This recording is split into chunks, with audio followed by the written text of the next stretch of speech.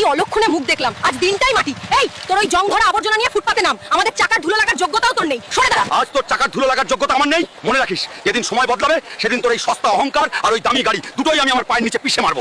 Manager সাহেব, এই গাড়িটার দাম কত? তোর মতো ভিখারির 7 জন্ম বিক্রি করলেও এর একটা চাকা কিনতে পারবি না। বের হও এখান থেকে ছোট লোক কোথাকার। অহংকার করিস না ম্যানেজার, একদিন এই পুরো শোরুম আমি খুচরো টাকা দিয়ে কিনে নেব। রাগের মাথায় তো বলে এলাম, কিন্তু এখন আমি এতগুলো টাকা কোথায় পাবো? যে এই নরকের শয়তান দোমুন্ডাকে হারাতে পারবে সে পাবে নগদ 200 কোটি টাকা আর সোনার মুকুট। এই সুযোগ ওই শয়তানকে হারিয়ে আমাকে জিততেই হবে। আজ কি কোনো বাঙালির বুকে দম নেই যে আমার সাথে লড়বে? ও ভারত বাংলার বন্ধুরা, এই শয়তান দোমুন্ডাকে আমি হারাবো রে। আপনারা শুধু লাইক আর সাবস্ক্রাইব করে কমেন্টে আপনাদের দেশের নামটা লেখো।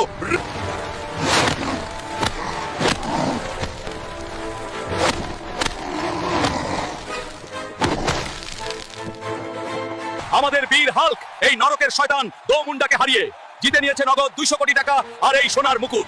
কি রে ম্যানেজার, চিনতে পারছিস? বলেছিলাম না তোর এই পুরো শোরুম আমি পকেটের খুচরো পয়সা দিয়ে কিনে নেব। আজ থেকে এই শোরুমের মালিক আমি। আর ম্যাডাম, আজ তোমাদের ওই বাইক আমার গাড়ির চাকার ধুলোর যোগ্যও না। সস্তা আমি ছিলাম না, সস্তা ছিল তোমাদের ওই অহংকার। এবার রাস্তা ছাড়ো।